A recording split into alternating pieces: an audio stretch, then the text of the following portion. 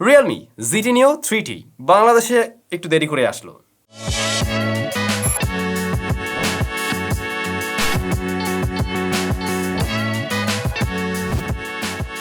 Hello everyone, কেমন আছেন আপনারা?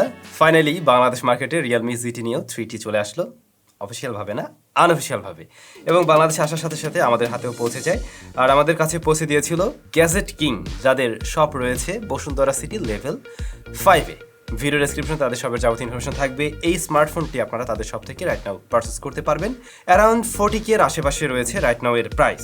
তবে ডে টু ডে প্রাইস তো কম বেট, আপনারাও জানেন। ভিডিও ডেসক্রিপশন চেক করবেন, আমি ট্রাই করবো আপডেট করে দেওয়ার জন্য প্রাইসগুলো। তো আজকের ভিডিওতে আমরা ঠিক আনবক্সিং করবো, দেখবো কী কী আছে, পাশাপাশি স্মার্টফোনে কী কী অফার করছে এবং আমাদের টুকটাক কিছু টেস্টিং রেজাল্টও শেয়ার করছি। তবে ফুল রিভিউতে অবশ্যই বিস্তারিত আলোচনা হবে। তো যেমনটা দেখছেন ব্ল্যাক কালারের বক্স, রিয়েলমির রেগুলার বক্স তো আমরা দেখি ইয়েলো কালারের হয়ে থাকে, বাট এটা একটু স্পেশাল জিনিস, নিও সিরিজের ফোন, দ্যাটস ওয়াই আমরা দেখছি এটা ব্ল্যাক কালারের বড়সড় বক্স, বেশ বড়, OnePlus-এর বক্সের মতো আর কি। সো চলুন খুলে দেখা যাক। খুলে প্রথমে একটা এনভেলপ থাকবে, এই যে এর ভিতরে আসলে ডকুমেন্টেশন রয়েছে যেগুলো সময় থাকলে পড়বেন।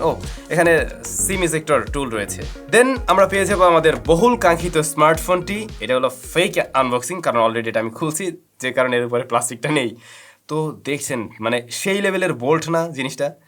তারপরে আমরা যদি একটু ভিতরের দিকে নজর দেই, সেখানে পেয়ে যাব কেস, সিলিকন কেস, যা হালকা একটু ব্ল্যাকিশ টাইপের, একদম মানে পিওর হোয়াইট না বা পিওর ট্রান্সপারেন্ট না, এটা একটু ব্ল্যাকিশ টাইপের আর সফট।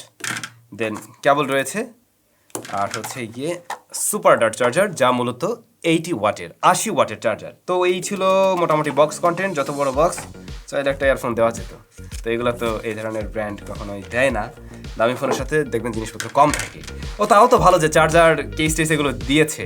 আরও বেশি দামি ফোনে তো আমরা এই সমস্ত কিছুই পাই না, শুধু ফোনটাই থাকে।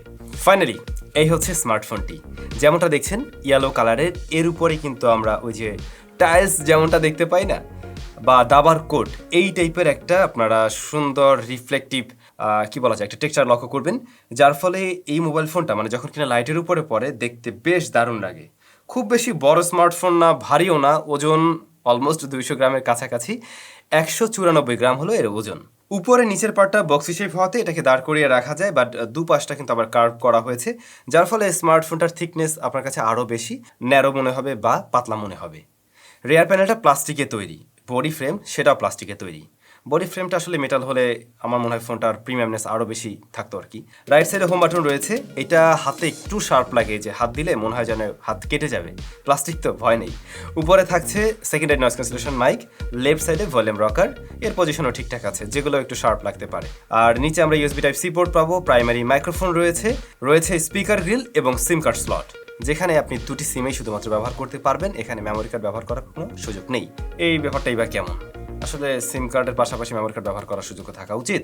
ওকে, এবারে ঘুরে একটু সামনের সাইডে আমরা চলে আসি। ডিসপ্লেকে প্রোটেকশন করছে Corning Gorilla glass 5। Display size 6.62 inch. এটা মূলত AMOLED panel, 120 hertz high refresh rate, HDR10+, এবং এতে কিন্তু আমরা 1300 নিট পিক ব্রাইটনেস পাবো, আর PPI হলো 398।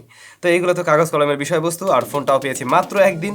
ইউজার এক্সপিরিয়েন্স শেয়ার করতে গেলে আর কীভাবে বলবো, এখন পর্যন্ত ভালোই লাগছে। ইভেন আমরা একটু ওই UFO টেস্ট দিয়ে এর 120 হার্টজ আসলে দিতে পারে কিনা সেটা চেক করে দেখছিলাম, একদম ঠিকঠাকভাবেই পুশ করতে পারছে ওই রেজাল্ট অনুযায়ী। আর ডিসপ্লেটা কিন্তু খুবই কালারফুল লাগছে, আসলে বেশ কালারফুল, টাচ রেসপন্সও যথেষ্ট ভালো, আর স্মুথ ডিসপ্লে একদমই। ডিসপ্লের টপ লেফটে থাকছে সিঙ্গেল পাঁচল, এটা সাইজ ঠিক আছে। এবং এই স্মার্টফোনের যদি আমরা লোয়ার চিনটা দেখি, সেটাও কিন্তু বেশ ন্যারো। তিন পাশের দিকের সাথে তুলনা করতে গেলে একটু তো মোটা লাগবে, বাট ওভারঅল ভিউ ভালো ছিল। এখন পর্যন্ত ডিসপ্লে ভালো লাগছে। তারপরও ফুল রিভিউর জন্য নিশ্চয়ই অনেকে ওয়েট করবেন, তখন বিস্তারিত আলোচনা হবে। দেখা যাক আউটডোরে গিয়ে ইউজ করে দেখবো কোনো ধরনের সমস্যা আছে কিনা বা অন্য কোনো প্রবলেম ফেস করতে হয় কিনা। তবে ডিসপ্লের তলায় কিন্তু ফিঙ্গারপ্রিন্ট স্ক্যানার রয়েছে, ইন ডিসপ্লে ফিঙ্গারপ্রিন্ট স্ক্যানার। এটা ফার্স্টের দিকে অনেকের কাছে মনে হবে একটু নিচের দিকে মনে হয়, মানে হাতটা একটু দিতে মনে হতে পারে নিচের দিকে, বাট ইউজ টু হয়ে যাবেন আশা করছি। যা যথেষ্ট ফাস্ট অ্যান্ড একুরেট, প্রত্যেকবারেই একুরেটলি এবং সুপার ফাস্ট গতিতেই কাজ করছিল। অনেক ফ্ল্যাগশিপ ডিভাইসের মতো এটার রেজাল্ট দিতে পারছে। ডিসপ্লে ছেড়ে যদি আরও একটু ভিতরে চলে যায়, তাহলে প্রসেসর সেকশন, সেখানে আমরা দেখতে পাই কোয়ালকম স্ন্যাপড্রাগন 870 রয়েছে। এরপরে 870 বলার সাথে সাথে কারেন্ট চলে যাবে, কি একটা অবস্থা, মানে দেখছেন কি লেভেলের পাওয়ার। মোটামুটি আধা ঘন্টার মধ্যে কারেন্ট চলে আসছে এক প্রকার। তো কই যেন ছিলাম আমরা, প্রসেসর সেকশনে। এটাতে রয়েছে কোয়ালকম স্ন্যাপড্রাগন 870, কোয়ালকম স্ন্যাপড্রাগন 870 যথেষ্ট পছন্দের একটি প্রসেসর আমার আর কি। এটা যথেষ্ট পাওয়ারফুল, একটু কম দামে পাওয়া যায়, আবার খুব বেশি গরমও হয় না, মানে ব্যালেন্স একটি প্রসেসর বলা যেতে পারে। আর এটাতে কিন্তু আমরা র্যাম পেয়েছি 6 GB, মানে আমাদের হাতের এটাতে 6 GB র্যাম রয়েছে, সেই সাথে 128 GB স্টোরেজ। তবে এর আরও দুটি ভ্যারিয়েন্ট হয়ে থাকে, 8 128, 8 256 GB স্টোরেজ সলিউশন UFS 3.1। এর গ্রাফিক্স হিসেবে পাওয়ার করছে Adreno 650। তো আমরা তো ফোন হাতে পেলাম মাত্র একদিন, টুকটাক ব্যবহার করা হয়েছে, কয়েকটা গেম টেম প্লে করা হয়েছে। এখন পর্যন্ত রেজাল্ট বেশ ভালোই লাগছে। ইভেন আমাদের এই 6 GB ভ্যারিয়েন্টের অন্তত বেঞ্চমার্ক স্কোরটা একবার জাস্ট দেখুন, 7 লাখ প্লাস। আমি ভাবছিলাম আরও কম টম আসবে, তবে স্কোর তো আসলে স্কোরেই। আমরা রিয়েল লাইফে ব্যবহার করে দেখব, নিশ্চয়ই ফুল রিভিউতে বিস্তারিত পারফরমেন্স সম্বন্ধে জানানো হবে। ক্যামেরায় স্মার্টফোনের রেয়ারে 3টি সেন্সর রয়েছে। Main shooter 64, 8 megapixel ultra wide, 2 মেগাপিক্সেলের ম্যাক্রো শুটার। ফ্রন্ট ফেসিং ক্যামেরায় 16 মেগাপিক্সেলের শুটার। তো আমরা জাস্ট সাত থেকে কয়েকটা ছবি নিয়েছি। ছবিগুলো এখন আপনারা যেমনটা দেখছেন, আপনারা আজকে কমেন্ট করে জানাবেন এই ছবিগুলো আপনাদের কাছে কেমন লেগেছে, মানে এর মেইন শুটারের ছবি কেমন লেগেছে। আমি আমার মন্তব্য ফুল রিভিউতে নিশ্চয়ই দিচ্ছি।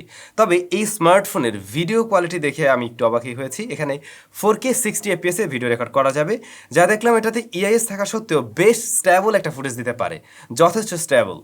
হ্যাঁ, একটু ক্রপ তো করে, কিন্তু তারপরেও এর ভিডিও আমার মনে হয় একদমই কাজে লাগানোর মতো। ইভেন আপনি যদি 40,000-এর আশেপাশের কোনো স্মার্টফোন দিয়ে ভিডিও রেকর্ড করতে চান, ভিডিওর কাজে লাগাতে চান, তাহলে মনে হয় এটাও ওই লিস্টেই থাকবে। তারপরেও ফুল রিভিউতে নিশ্চয়ই আলোচনা হচ্ছে সবকিছু নিয়ে। সুন্দর পাতলা এই স্মার্টফোনের মাঝে 5000 mAh এর ব্যাটারি রয়েছে। আর শুরুতে যা বলছিলাম, এর বক্সে আপনারা 80 ওয়াটের চার্জার পেয়ে যাবেন, 80 ওয়াটের চার্জার। তো ওইটা দিয়ে আমি একবার এখন পর্যন্ত 0 to 100% করে দেখিনি। অবশ্যই ফুল রিভিউতে আমরা আলোচনা করবো আসলে কত দ্রুত এটাকে চার্জ করা যায়, বাট আমার যা মনে হয়েছে ব্যাটারি ব্যাকআপ ভালোই থাকবে। আর এটাতে কিন্তু স্টেরিও স্পিকার রয়েছে, এই যে বটম ফায়ারিং একটা, আর উপরের যে ইয়ারপিস রয়েছে ওটাই সেকেন্ডারি স্পিকার হিসেবেও কাজ করবে। তো লাউডনেস বেশ ভালোই পেয়েছি এবং সাউন্ড কোয়ালিটিও আমাদের এখন পর্যন্ত বেশ ভালোই লাগছে। তো এই ছিল স্মার্টফোনটির মোটামুটি একটা ওভারভিউ। ফুল রিভিউর জন্য নিশ্চয়ই ওয়েট করবেন। অ্যারাউন্ড 40K স্মার্টফোন হিসেবে আপনাদের কাছে এই ডিভাইসটা কেমন লেগেছে অবশ্যই কমেন্ট করে জানাবেন। রিয়ার প্যানেলের ডিজাইনটা আমার কাছে আর কি ভালো লাগছে, আর প্রসেসরটাও ভালো লাগছে। বাকি বিষয়বস্তু ফুল রিভিউতে আলোচনা করা যাবে। সবাই ভালো থাকবেন, সুস্থ থাকবেন, দেখা হচ্ছে নতুন ভিডিওতে।